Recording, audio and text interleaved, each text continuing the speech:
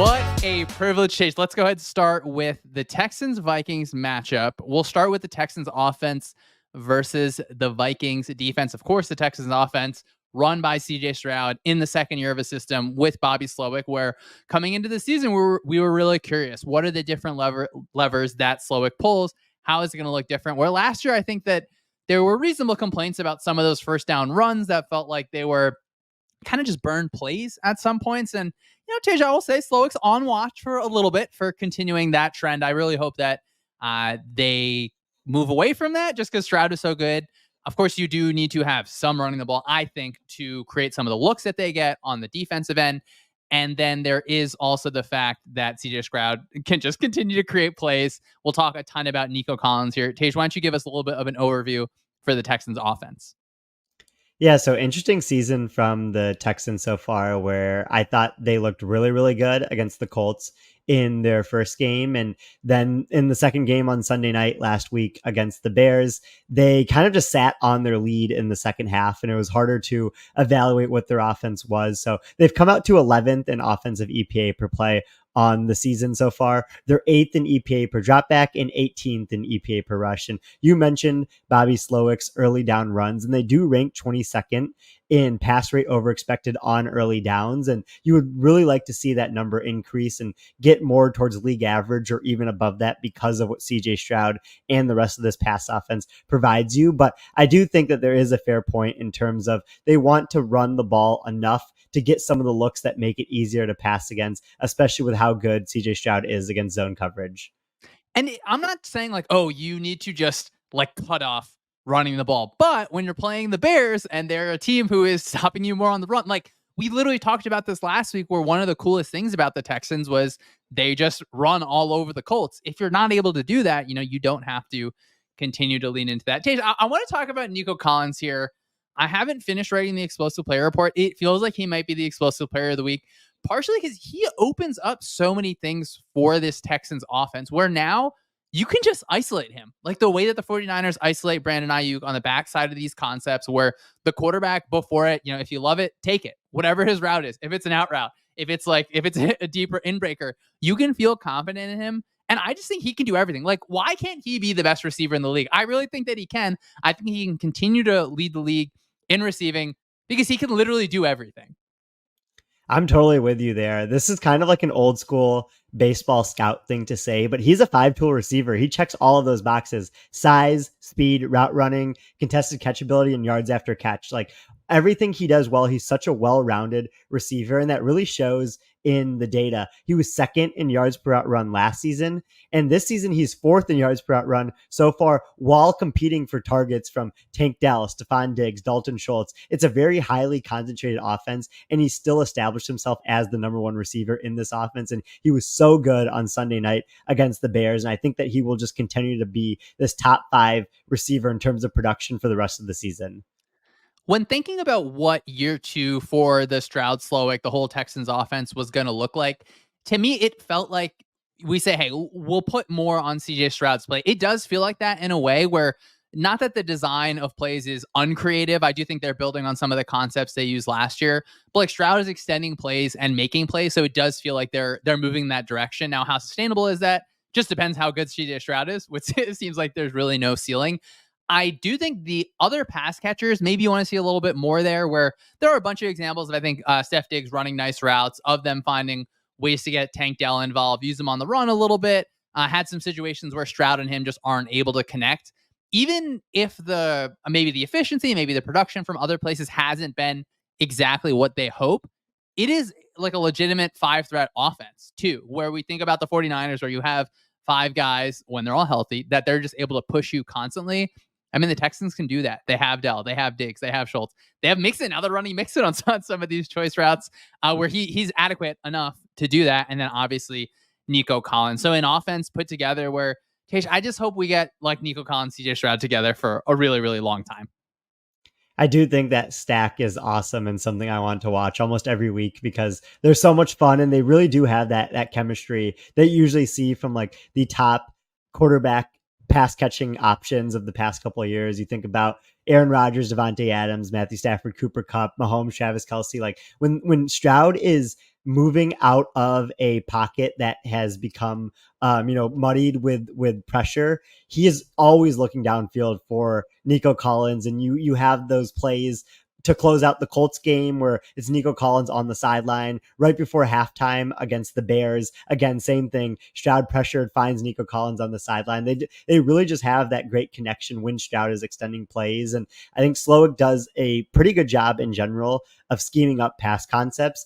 And so the combination of well-schemed pass concepts with how Stroud does when he is not able to hit his first read and he's looking for Nico Collins, a more of an improvisation play, I think is going to be really key for this offense going forward. It just does so much for an offense when you have a guy that's playing like Collins is right now, where like that side is your, if we end up in man coverage for some reason, like I can just go there, I can take that every single time.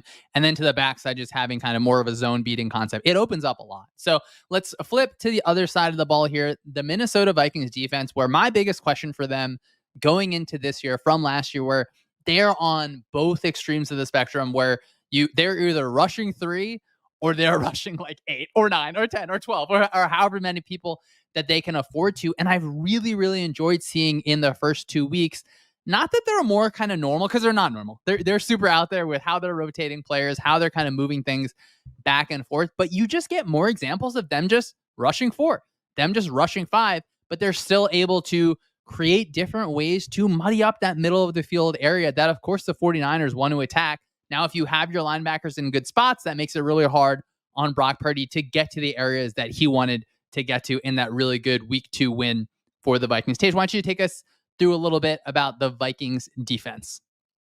The Vikings defense has played really well to open up this season. They rank 4th in overall EPA per play allowed. They are really good against the pass. They rank top 5 when the opposing offense drops back. And they're also pretty good against the run as well. And there's a couple main reasons why their defense is playing well. The number one reason is just Brian Flores being a crazy scientist back there with how he's scheming up the defense. And they rank 10th in pressure rate. So they're getting a decent amount of pressure on the quarterback. And I think a lot of that is Jonathan Gennard generating 12 pressures on the season. Andrew Van Ginkel, one of our favorite players on this show, has also generated 6 pressures as well. So you have good options on your defensive line and your pass rushing group. And then on the back end, Harrison Smith is a player who is still playing pretty well, and he's been used all over the field. He's had 12 snaps where he was lined up on the defensive line, 52 snaps in the box, 57 snaps at free safety, and 10 snaps in the slot. So he's really just been moved all around the defense this year. And I think that's made it tough for offenses too, is to identify where he is lined up and where he is relative to Josh Metellus. And Brian Flores has done a great job of moving those types of players around his defense. I always love watching units where if I took one player and I moved, like Metellus is a good example. It's like, how many defenses would Metellus be doing this in? I'm really not sure. So it feels like a team that is carving out really specific roles for really specific players. And that's a good example of a coach really maximizing what you're getting from a player. So overall, just a really fun unit to watch because Tej, if I just draw up what they did at the end of the snap, like on the whiteboard, it's like, oh, it's cover 2. They're making their man look like zone, their zone look like man. But the ways that they get to it, like as a quarterback, it's just too much to process when things are happening that fast, when they're still able to just beat you one-on-one in the pass rush. So just a really, really fun unit overall. Let's start thinking about the matchup with the Texans offense versus the Vikings defense. What do you think just like a really positive matchup for the Texans in this one? This one's pretty obvious, but it does have to be talked about. It's Nico Collins versus whatever corner ends up getting put on him. And it'll probably be a rotation of Byron Murphy and Stephon Gilmore. And you look at Byron Murphy, he's already allowed 11 receptions for 130 yards this season on 14 targets. Stephon Gilmore has allowed 10 receptions for 100 yards. The strength of this Vikings defense, as we just talked about, is between the numbers where you have Harrison Smith and Ivan Pace Jr. and players like that, but they really can be attacked outside. And the EPA allowed when teams pass outside of the middle of the field versus inside shows that. And Nico Collins has gotten 13 of his 18 targets this year outside of the middle of the field. So I really just see him getting lined up against one of these corners and being used a lot in this game where they won't use the middle of the field as much as they usually do and will go outside more to Collins. The Vikings put a lot of trust in their secondary between the way that they're rotating, between how they kind of feel out the routes and how their coverage expresses because of that. But in the end, for a lot of these players, it becomes an isolation where you have a guy on the outside that you're going to have to cover. And I think that, yeah, the Texans are going to be able to win there, where even for the 49ers, there were times where you had guys that were open, but whether it's just, the way that the kind of reads go through, or the way that the defense is rotating, or the way the pressure is, it ends up that you can't kind of get the ball there. So I do think this is a big spot for Nico Collins in a situation where whatever the coverage is doing, if you're just isolated outside on Nico Collins, I'm going to go ahead and take that over and over. Tej, let's flip it the other way. Where do we think, is kind of a positive direction for the Vikings here? The Vikings can really cause some damage when the Texans are running the ball inside in between the tackles. The Texans have not been good on inside runs this season. They rank 25th in success rate, while the Vikings have been really good at stopping these runs. They have the sixth best success rate allowed on these types of runs. So you have players like Ivan Pace, Blake Cashman, Josh Metellus. They do such a good job of filling the middle of this defense. The interior defensive line group is pretty weak for the Vikings. So when you have players like that at your second level that can help out, it's so key to the defense. And they've had that this year. And so when the Texans do want to take the ball out of Stroud's hands and put it into Mixon's, in between the tackles, the Vikings should do a pretty good job of stopping that and forcing the Texans into expected pass situations. I'm excited to watch the Vikings linebackers. I'm just excited to watch those guys fly around. Now the running the ball point is interesting here because when you go against the Vikings defense, your quarterback's brain is just like it is on overload every single snap. So part of me feels like there's at least a little positive to just being like, look, CJ, we're just gonna give you a 1 rep break. We're only gonna get 1 yard here. We're just gonna run the ball into the line, like just for an efficient or even an inefficient decision, like just being able to allow your quarterback to reset. I'm not even sure what I'm rooting for here. Obviously, we're team fun for stats and scheme. It would be cool if Flores just like shuts them down and then we just give like Flores is the Shanahan stopper, like as a title. That would be cool. But I mean, how do you root against CJ Stroud? I'm not really sure how you do that, Change. What are you thinking just in terms of like a fun matchup for the Texans offense versus the Vikings defense? Yeah, the fun matchup is Stroud versus Flores, like you mentioned, where Flores is probably going to blitz a decent amount, probably in like the 30% range in this game. Stroud ranks 12th in EPA per play against the blitz since entering the league, but he's been nuclear against the blitz on a very small sample this season. So the Vikings will be sending more unique blitzes than what he's seen so far. So we'll see how he performs against that. But I'm just really excited to see if he can keep up that insane efficiency against the blitz versus how much Flores blitzes him. And if he gets burned early from a just crazy CJ Stroud play, does he still come back and try to keep blitzing him, or does he dial it back a little bit? Look, I love a small sample size. I think we lean into that one. I am really, really excited for those situations because through the first 2 weeks, Stroud has shown a really, really good ability when he's outside the pocket to still be able to make a play. Where last year it felt like a lot of the plays against pressure, like it was in pocket playmaking where he's just making absurd throws based on how quick he can just get the ball out of his hands. And so I just like love this about Stroud. The time between he has made a decision to throw a ball to a certain spot and the time it actually gets there is just so lightning quick, whether it's mechanics, it's actually like velocity being able to get the ball there. So that one is going to be a fun one. Let's flip it over to the other side of the ball here. The Vikings offense versus the Texans defense. Tej, never going to miss a chance to say that I certainly think that Kevin O'Connell for the Vikings has the juice. It feels like they're figuring things out in the run game where for 2 years, it was frustrating to watch the run game. I think KOC was really frustrated about how it was going. Now you obviously get Aaron Jones in there. They're doing a bit better job when you get heavy and you bounce that ball out to the cornerback. Let's just force cornerbacks to tackle over and over. And I mean, he has Sam Darnold playing fast, which I talk about playing fast a lot. I think that you can see on film when a quarterback is it like looks like they're I don't even know how to describe it. It sounds like kind of how I'm talking right now, where they're thinking a little bit too much. They're patting the ball kind of over and over. But when a quarterback is able to get to that first read really, really quick, get to that second read really, really quick, and it feels like a smooth process, that is something where it's a tie between the quarterback coach, the offensive coordinator, and the play caller in this situation. That it's been fun to watch. Obviously, there's ups and downs. I think there will be ups and downs in this game as well. Tej, where are you thinking overall for the Vikings offense?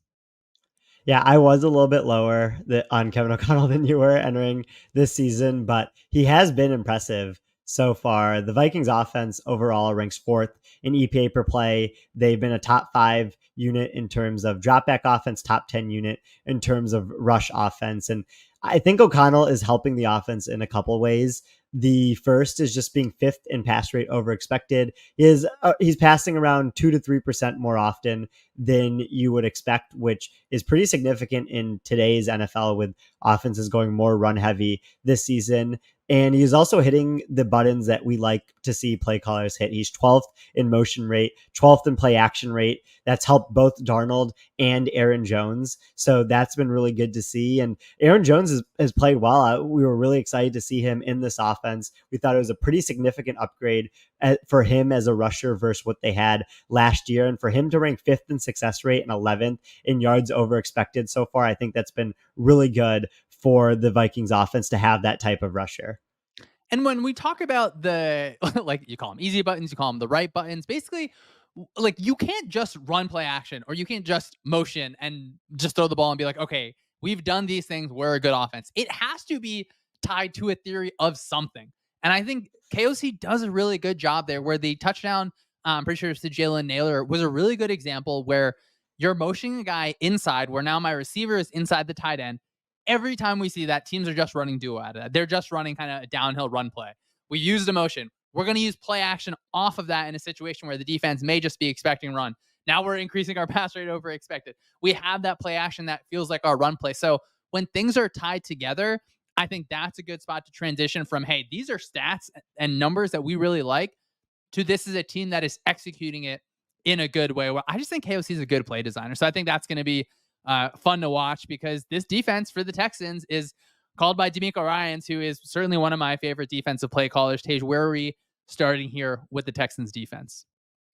The Texans defense has played pretty well, all things considered, this season. They let up a couple explosives against Indianapolis, did a great job against Chicago. So they've settled at 11th in EPA per play allowed. They've been better against dropback in terms of ranking relative to league average than against the rush. And I'm really interested just to see how blitz dependent they are. They didn't blitz much last year at all. They really like just rushing 4, having 7 in the back there. But they dialed it up last week against Caleb Williams. They really wanted to put a lot of pressure on the Bears' interior offensive line and against a rookie quarterback. So do you kind of see that in this game where the Vikings have a little bit of a weaker interior offensive line and more a quarterback who is prone to throwing interceptions when pressured? So it'll be really interesting to see how game specific D'Amico Ryans' game plans are with this type of defense. And you'd love to see a play caller that changes based on the opponent. Like that is just so important. I think everyone aims to be like that, but you get a situation where you're playing against the Bears and you feel confident that their offensive line is not going to be able to figure everything out. Yeah, go ahead and heat it up. So it's awesome to see that from D'Amico, where some of his blitz numbers I think will be not like fully skewed, but there are a lot of times where he kind of has this package where it's like a linebacker in the open spot, 3 defensive linemen to one side of the center. And they want to like force that running back into protection where it feels like, hey, this guy is technically man coverage on the running back. And then you have an add on from another blitzer. So it's just fun to see like, why is he blitzing or how is he blitzing? Or is it even really a blitz or is it something that turns into a blitz? And then, in the secondary, I think between like you have Stingley, Lassiter, Jalen Petrie and Ward, like it can be a good unit. I do think they have a higher potential than kind of what they've shown so far. Obviously, it'll be to be seen just through the whole entire year when you continue to play better teams. I also really want to monitor. Yeah, what does that pressure dial look like? Because you can ramp it all the way up. I think that they're really going to target the Vikings right guard. Most teams, when they play the Vikings, that's the spot that they target in pressure. Tej, what are we thinking just about a positive matchup for the offense? Yeah, positive matchup for the offense. Again, it's pretty obvious, but just like deep passes to Justin Jefferson. He's been so good this season, ranks third in yards per route run.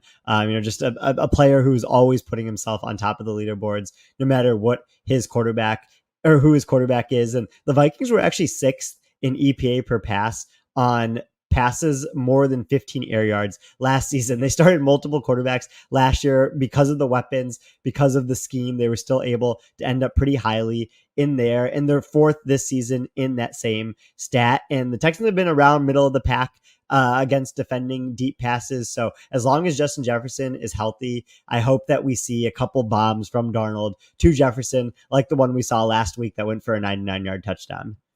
Let her rip, Sam. Let's do it.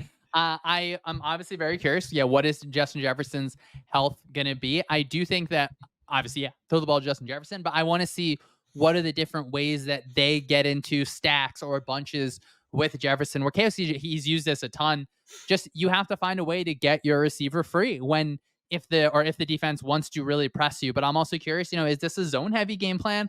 I'm not really sure. Sam Darnold had a few nice scrambles against the 49ers. I think it's probably good for D'Amico to watch tape from the 49ers, where obviously the 49ers are still using a lot of the structures and the overall kind of system that D'Amico really likes to run.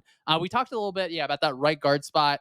I want to ask you just about like Sam Darnold, I guess, or keeping the pocket clean here, because it feels like for obviously every quarterback, you want to have a clean pocket. I do think when Sam Darnold is kept clean and able to play fast, it just like he rips the ball. Like he throws that really nice seam ball, but if you can speed him up a little bit, that can be more of a positive for the defense.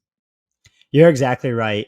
It seems like it's like any key to the game for any team is to keep their quarterback clean. That's obvious.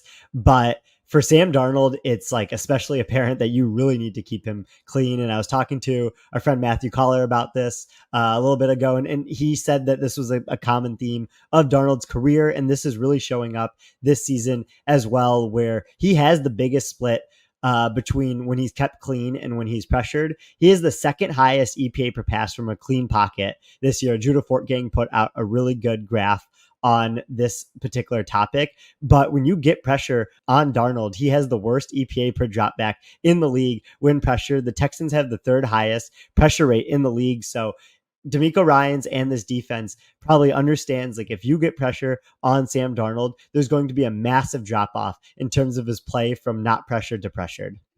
Tej, did you have just like a fun matchup that before we kind of depart this one that you wanted to mention for the Texans defense versus the Vikings offense?